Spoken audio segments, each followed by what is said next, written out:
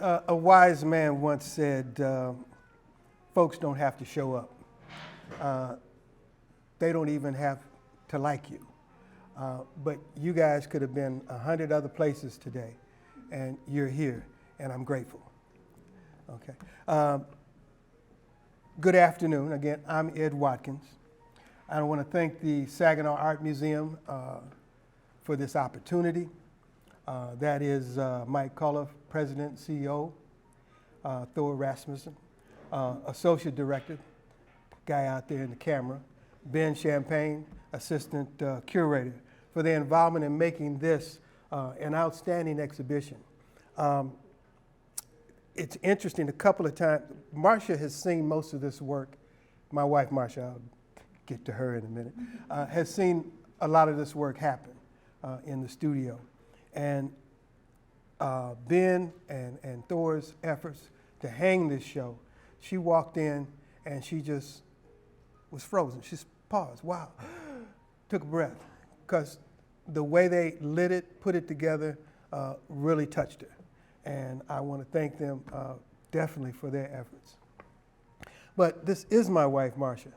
And again, I would not be standing here if it wasn't for her love and support. I'm a kid from Flint, okay? In fact, I just met a gentleman who was from Flint here out in the hallway.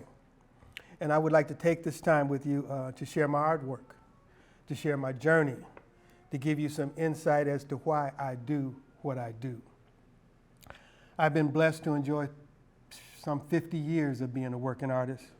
I've been married to Marcia for 48 years, and she is a fantastic artist in her own right. I have raised 2 children who are artists. We are mentoring 2 grandchildren who are creatives. And I don't have enough time this afternoon to share with you the journey that Marcia and I have been on as artists over the years. But I do want to take this time to share with you a few points.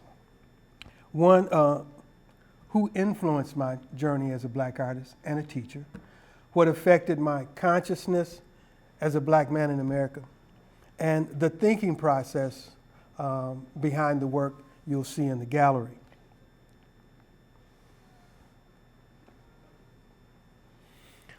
Art is important to me and our cultural, social lives because it's the medium through which we process our emotions and ideas.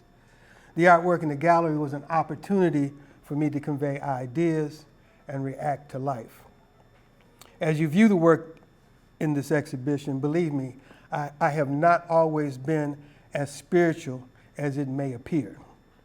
But having lived through events in the 60s and the 70s, being delivered from cancer, raising kids, the COVID-19 pandemic, social issues, the shootings, the 2020 election, the insurrection, and me turning 73 will make you a spiritual being. I have always been a visual thinker, and therefore the events in the last 3 years, the last 3 weeks, the last 3 days has influenced my conceptual thinking. So you can imagine I got a lot of images roaming around in my head. So let me give you some insight and background on those images, those drawing ideas roaming around in my head that ended up hanging in the gallery upstairs. I have always been a visual thinker. Growing up in school, I would translate visually what I've observed and heard, and most of the time I got in trouble drawing on my papers. But as I grew, I began to understand, I had a little bit of dyslexia, and this was just my way of figuring things out, okay?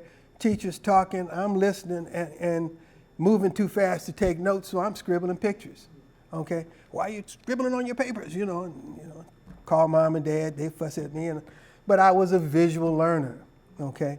And I grew to understand that this was a gift to interpret words visually. And that it was okay to be a visual note taker, plain and simple. I read somewhere it's hard to be what you can't see. The artwork in the gallery is about what I see, what I hear, observed encounters, moments of reflection. I'm a visual storyteller. I'm a figurative artist who needs to be rooted in real life for my visual stories to have any impact. Okay? Art should respond to life, at least for me anyway. I was talking to this young lady right here, and I was trying to say to her, she had an emotional response to the work upstairs. And because of who I am and what I see, I don't produce art for art's sake.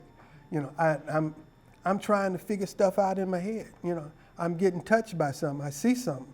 And so this piece here, this mixed media drawing, was a response to the killing of Michael Brown and the resulting riots in Ferguson, Missouri in 2014.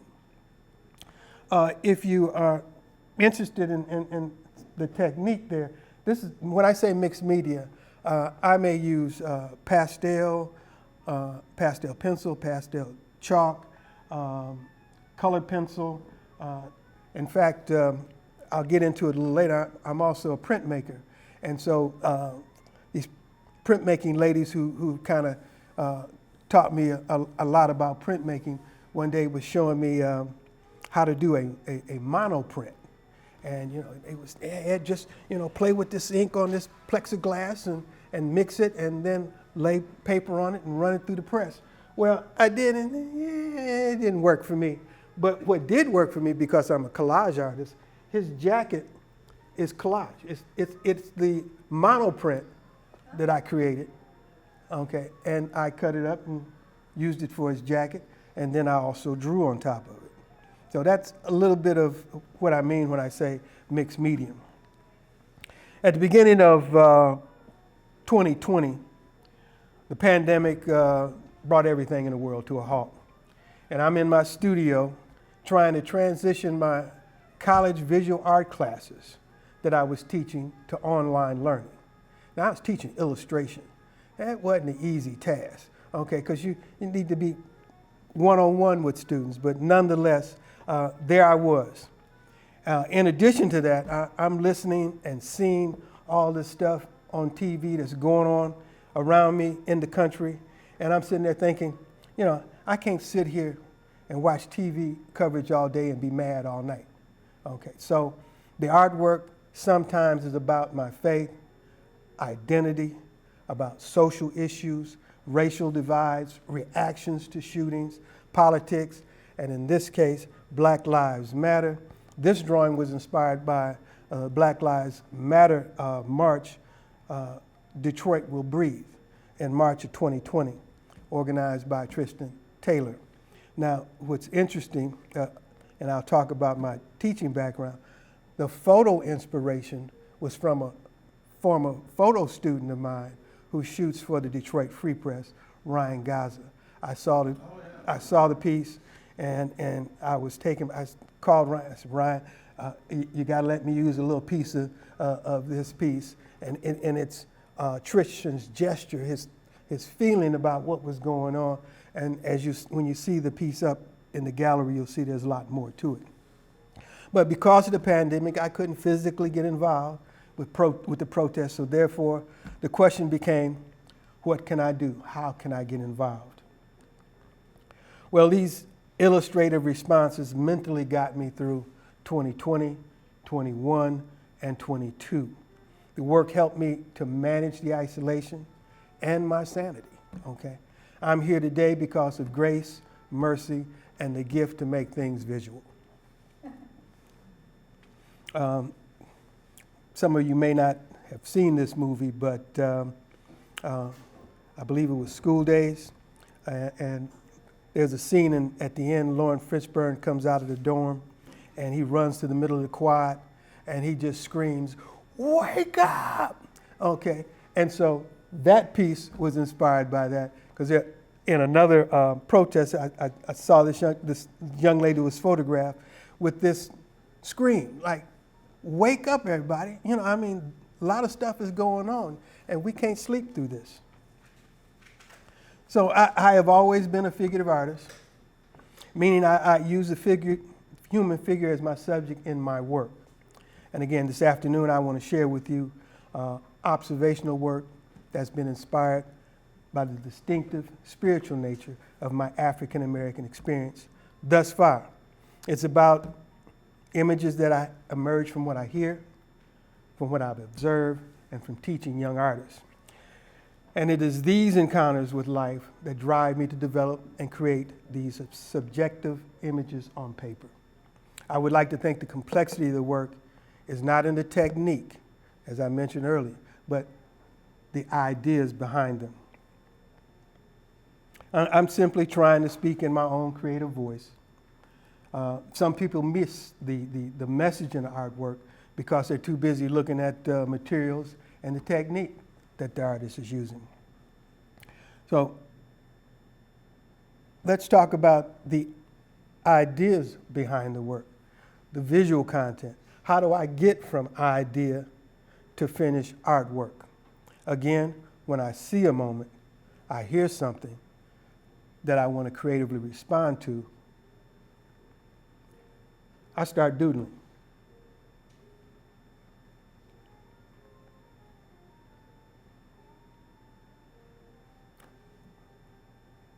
Okay, I got to talking and went back a couple of slides. But anyway, when I want to respond to something, I start doodling, okay? Just like you see here. Sometimes, even before that, it's a words first, a written account. It turns into visual note-taking. It's a felt attitude about the subject. I do this just about on every work of art that I do. There's a couple examples of that up there. In fact, I do this most anytime. Drawing on napkins, church bulletins, envelopes. That's just that habit of visually thinking and doodling and making things work. But this word first, picture second approach of writing, doodling, seeing, feeling these relationships helps me to create a responsive basis for interpretation. Then that's when I start the visual research at that phase. So I'm playing, scribbling, doodling, flushing out these ideas, and then being a photographer, I will go out and shoot the visual references, even with models. When I was teaching drawing, one approach I would use to get students to understand the process of entering a drawing, I would teach them this gestural expressive line, like you see here. This responsive, rhythmic, gestural expressive line movement helps me to enter a drawing. Okay. I try to explain it this way. I don't draw what the thing is, but what it's doing. Okay. Like I'm looking at a couple of you sitting there, and you got your arms folded. Okay. I'm not necessarily into drawing the edge of the folds, but what the thing is doing gesturally as a move, as a rhythm. Okay. And that becomes, for me, the heartbeat. Okay. In fact, that is that spirit in the title of this exhibition. The rhythmic, the gestural rhythmic energy, consciousness, the soul. Okay. Spirit plays a significant role in bringing ideas, emotions, inspiration to the creative process. As an artist, again, I am trying to be inspired by something greater than myself. Okay, and once I understand that, and then I'm, again, ready to move these observations from my head to paper. Now before I go too far, I wasn't, I don't want to sound like, I'm all that and sophisticated, okay? I remember back in elementary, middle school, I struggled, okay? In fact, I was at a track meet in high school, and track coach, and I'll share a little bit of this later on, talked to me about coming to this D1 school, and well, okay. I got into art when I met with him, and he said, "Young man, what do you want to come to college and major in?" And I gave him my most intelligent, profound answer. I don't know. Well, what do you like doing? Well, I like drawing stuff. Okay, I tell you what, you be an art major and you get a degree in art education. Okay. And that is how profound it started. Okay. But again, in college, that's when I really understood why I was there. But anyway, if I could tear away and back to gestural expression, if I could tear away all the layers in this finished piece, you would see this rhythmic, these shape relationships, this movement, because when I draw or start something, I don't erase. Okay, I restate, I layer, I move. I don't want to lose the heartbeat, okay, the energy in a drawing, okay. When you start erasing, you're erasing all of that energy, that feeling that got you started in the first place. You erase it all, and all you got is a erased, smeary, dull drawing. But again, this is the spirit in this title. And this is how I engage, how I sustain the process, and get to finish artwork.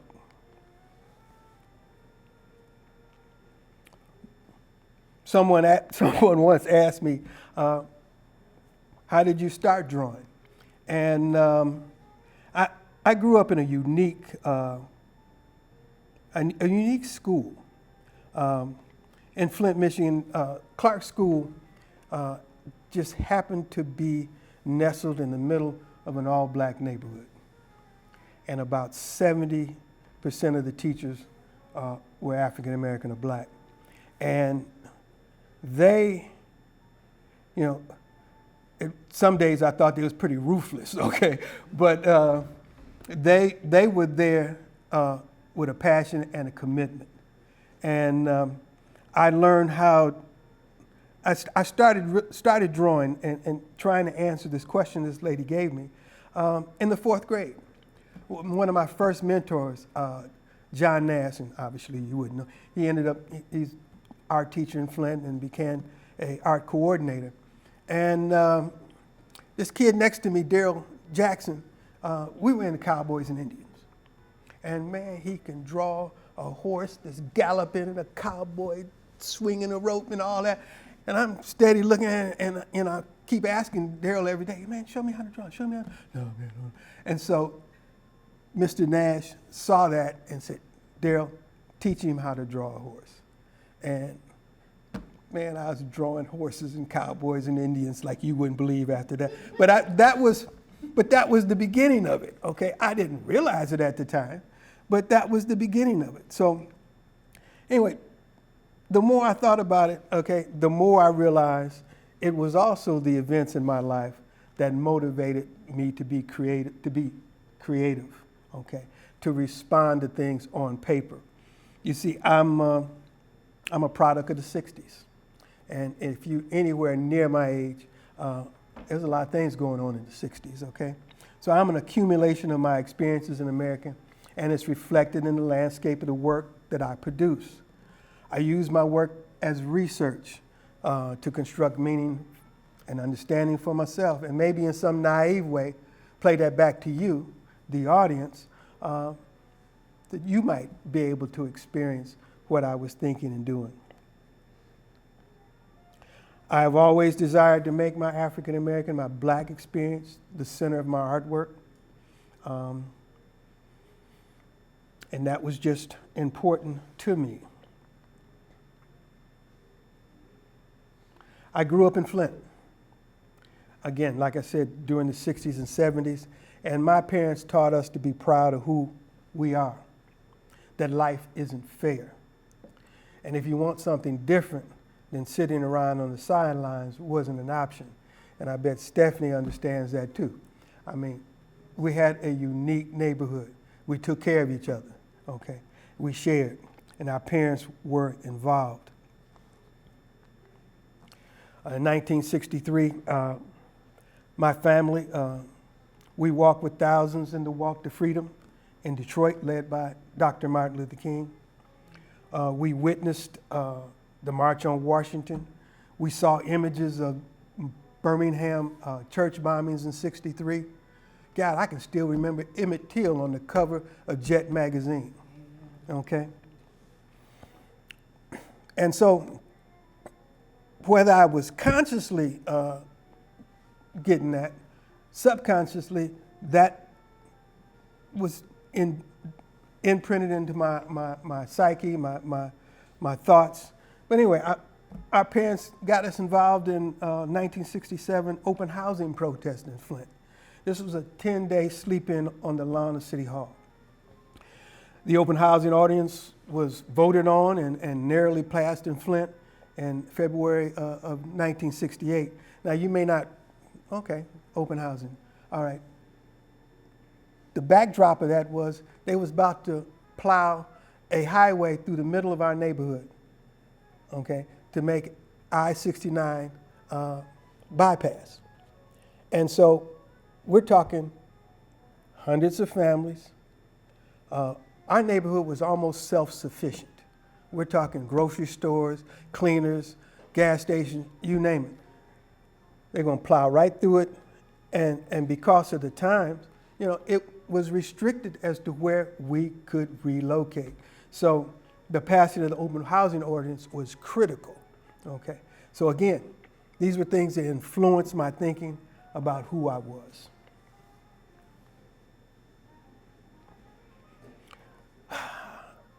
Some of you, like me,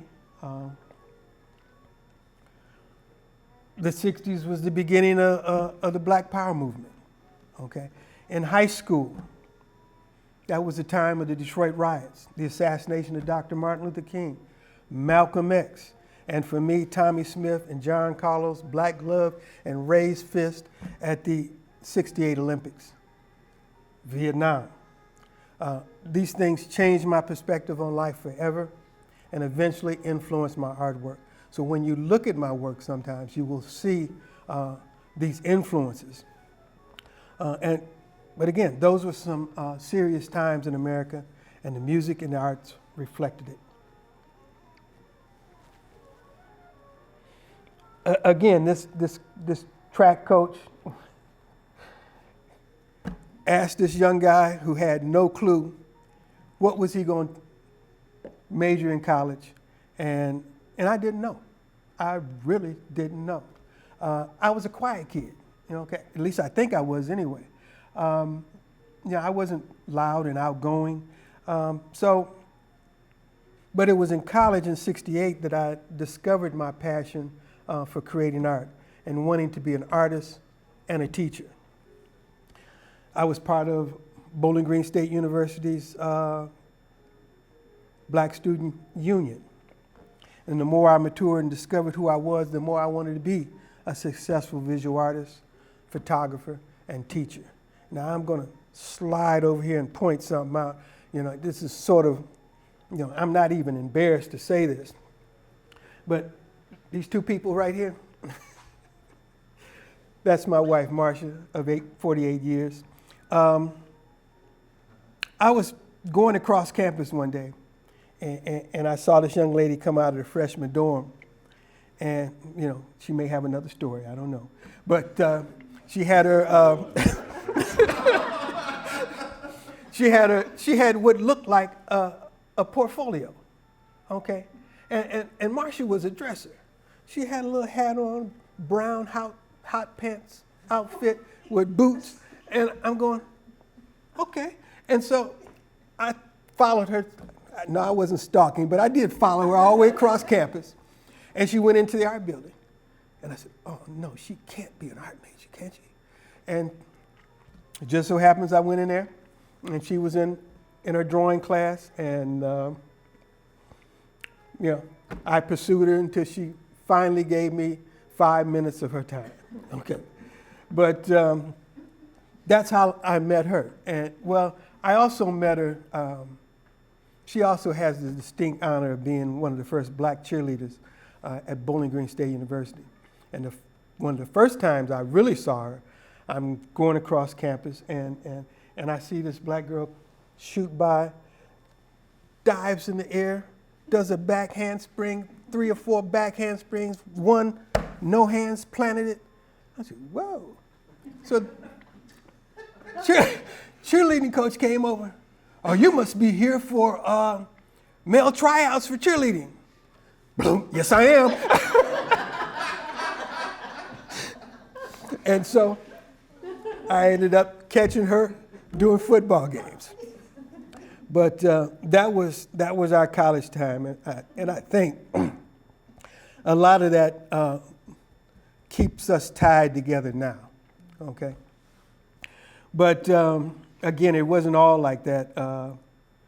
Like I said, when I ran back home dang near from Bowling Green, I ran into the house and I told my parents I was going to go to college, and I announced to them that I was going to go to college and be an artist. And they looked at me and said, boy, please, you will starve to death, okay? But I didn't. And at that point, something woke me up, okay? And got me to realize that there was something better for me than wherever I was at the time, okay? But that is that identity part of this exhibition. Embracing my experiences, my struggles, my triumphs within the context of my racial background. As a black man, identity is of profound importance to my cultural, social, and historical heritage. And it plays a role in the creation of the artwork in this exhibition. Malcolm X once declared, I am who I am.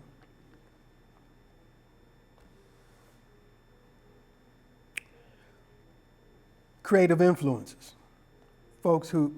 People along the way that influenced, again, what I do and why I do what I do. One of my early creative inspirations was Harlem's Renaissance artist, Aaron Douglas. He was a 1920s jazz age artist, and he worked in sort of an Art Deco style with stylized figures and elements of Egyptian wall motif in them. But my main creative influence was in the early 70s. It was artist Charles White. I came across a book with a collection of his drawings, and it was titled Images of Dignity. And it was the book of the most powerful drawings I had ever seen. It was a book that his work just spoke to me, okay? And his skillful portrayal of strong figurative, physical and emotional figures just captivated me. And I was hooked. White was also described as a social realist artist. His work played a role in Black Americans seeing themselves. White's work was a result of current issues. He said art must be an integral part of the struggle. We artists just can't simply mirror what's taking place. The fact is, artists have always been propagandists. Okay? Charles was also a gifted and dedicated teacher. It was said that he approached teaching as another mode of representing African American history, humanity, and power, a way of extending the goals of his artistic practice. Now, understanding this, I wanted to teach and make work that was about something, work that was culturally, socially, and politically aware, work that started conversations about issues and ideas. Another teaching influence. I had the great privilege in the fall of '71 to do my student teaching at predominantly Black Scott High School in Toledo, Ohio, under the guidance of renowned Black sculptor and art educator Lamaxi Glover. In 1968, believe this, when racial tensions were running high in Toledo, he asked to be transferred to Scott High School because he felt he was needed there. And when I was under his tutelage, he made sure I understood that kind of commitment if I was going to teach. Okay. I tell a quick story about him when I was in my student teaching with him, but I knew better not to lose control of his class, okay, because he said he was going to run me back to Bowling Green if I did. But Glover also was the first African American to be named to the Cranbrook Academy of Art in Bloomfield Hills. Another life lesson. Again, things that influence my thinking as an artist. In the summer of 1972, I had finished my athletic career and was completing my degree at Bowling Green in art education. That same summer, I was accepted into graduate school at Bowling Green, and I also got my military draft notice. And it was do not collect bachelor's degree and go straight to military service. But by the grace of God, I was able to join the United States Marine Corps because they were offering a 6-month delay. So I accepted the graduate assistantship, received my bachelor's degree, finished half a master's degree before I went to boot camp training. Another life lesson. After my initial military training, I returned to Bowling Green and got married in 1975. By the way, this is work, some of my students' work, where I was at the Genesee Skills Center. I worked in corporate America before Marcia and I decided in 1977 to come to Flint and to teach young artists in high school, raise a family and create art. We came not because it was my hometown, but because we felt Flint art students could benefit from seeing African American artists and learning from fine artists that looked like them. Marcia later earned her master's in fine art at Michigan State University and became a 10-year associate professor at the University of Michigan Flint. During her 17 years, she taught 17 different classes in the fine art department. In my more than 40 years of teaching, I've taught a couple of thousand students in drawing, illustration, photography, graphic design, computer graphics from Beecher High School, Flint's Genesee Skills Center, and Mott Community College. My students receive scholarships and degrees from post-secondary art schools, fine art schools, and design schools in Flint, Detroit, the state of Michigan, and all over the United States. A number of them students are working visual artists, photographers, graphic designers, and teachers. And my teaching philosophy was simple. Teach students how to see, how to develop a visual curiosity that could sustain them as artists and visual journalists, helping them simply by being a light upon their feet and a lamp upon their feet and a light on their pathway. As a minister, and I needed to make sure I got that right. Say what? Don't misquote scripture. Yeah, you're right. And he's standing right there with, ooh, what? During my period, I created a lot of work that was inspired by my students. These three guys was squabbling about something, and I took them out in the hallway, and I'm going, man, what are y'all going through? Well, Miss Watkins, just sometimes we just get mad sometimes. I said, okay. So I went in the room, got my camera. I said, scoot over a little bit. And I started shooting photographs of them. And this work happened, and this was work inspired by them.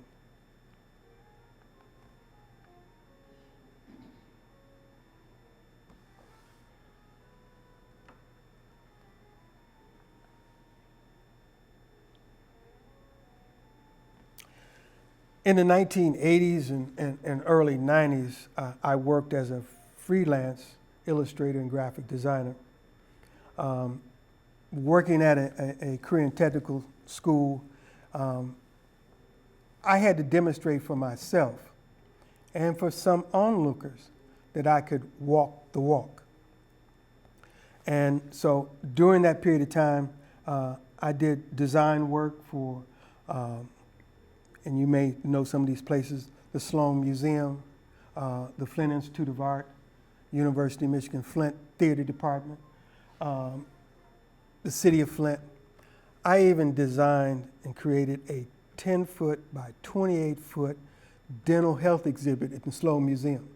It was if you walked up their tongue and was looking out from the inside of the mouth out.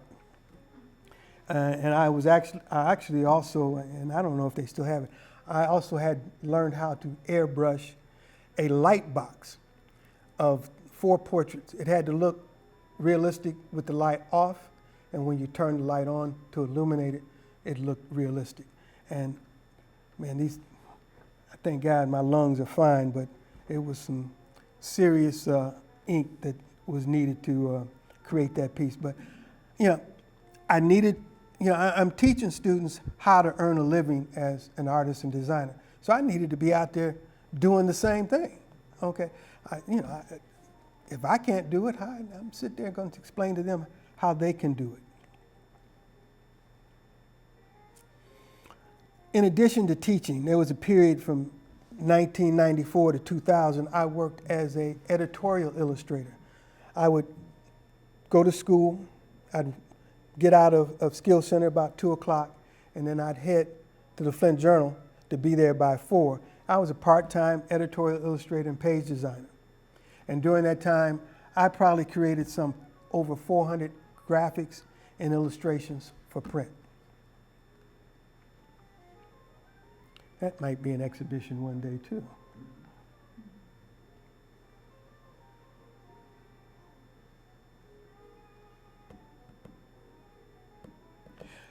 What I liked about being an editorial illustrator, again, going back to that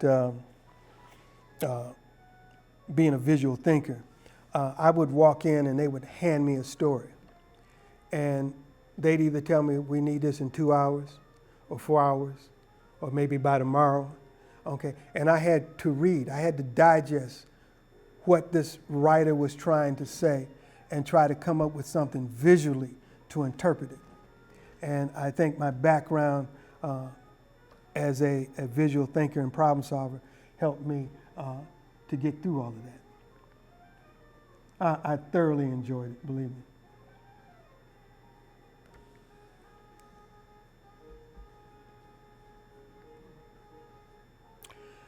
From 2007 to 2015, I began to create a series of images, beginning to pursue a master's in studio art at Eastern Michigan University. And I wanted to focus on drawing, mixed media, collage, and printmaking. At Eastern, I experimented with various printmaking techniques. A couple of the prints in the exhibition were created during that time.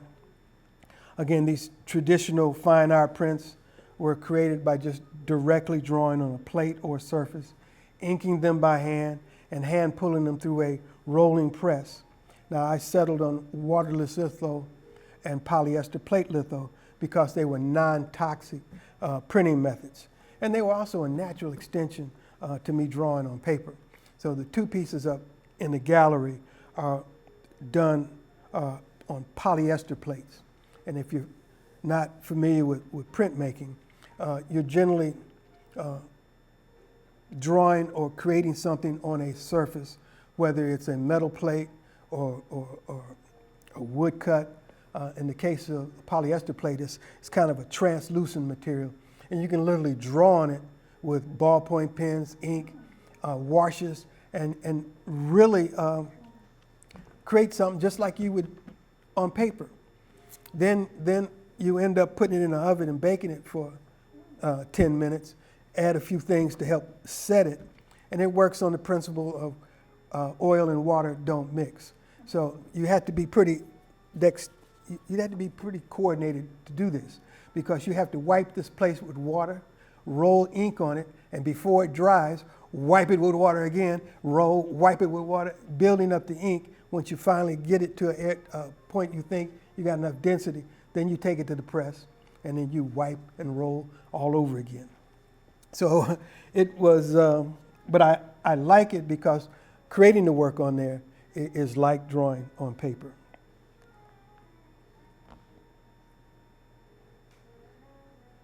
And there's a couple of the pieces that are in the exhibition that were polyester plate. February of 2018, I met with a couple ministers about a series of drawings I was thinking about. And one of those ministers is sitting in the chair back there. I wanted to meet with these ministers, friends of mine, to make sure I wasn't stepping out of line. You see, over the years, I've had the spiritual privilege of hearing, seeing, and taking photographs of several dynamic preachers, ministers, both men and women. And so I shared with these ministers this theme I wanted to come up with, and that was Romans 10, how can they hear without a preacher? And the plan was to create an exhibition of black and white drawings of dynamic preachers from Flint, Pontiac, Saginaw, and Detroit areas. Images of pastors and elders and ministers preaching the word from the pulpit, ministering the word, or surrendering to the word. And these ministers, minister artists included, gave me their blessing. And I began the visual research and created the first drawing in that series, Preach Turner, in December of 2019. That piece is up in the gallery.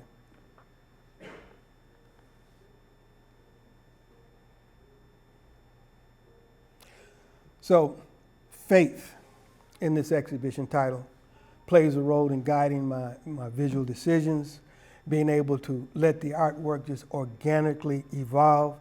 Again, faith relies on trust in my visual plan, my thoughts, without any tangible evidence or proof of the outcome.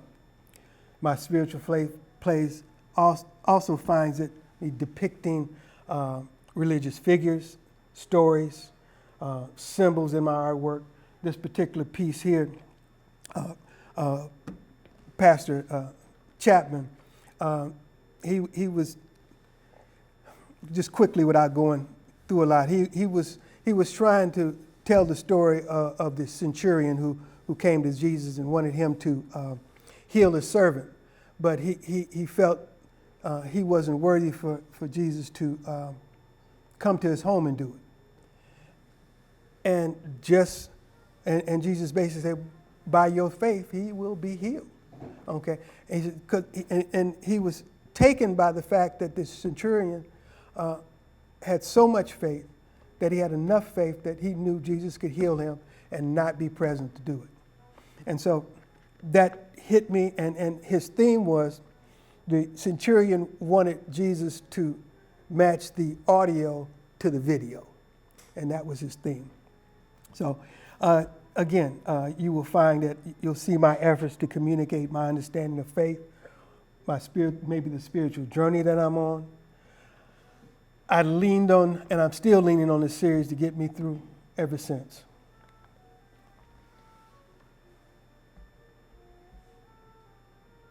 This series of drawings will continue to evolve from moments that I have photographed, messages that I've heard in church and other places.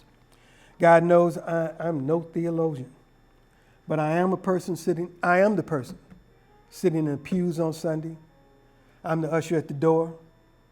Okay, I'm the one attending ministry events and photographing them.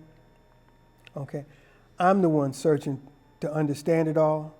I visually see what I hear. I'm a visual learner. My observational work has been inspired by the distinctive spiritual nature of my African American, my black experience thus far. And that's it. Spirit, faith, and identity. Thank you.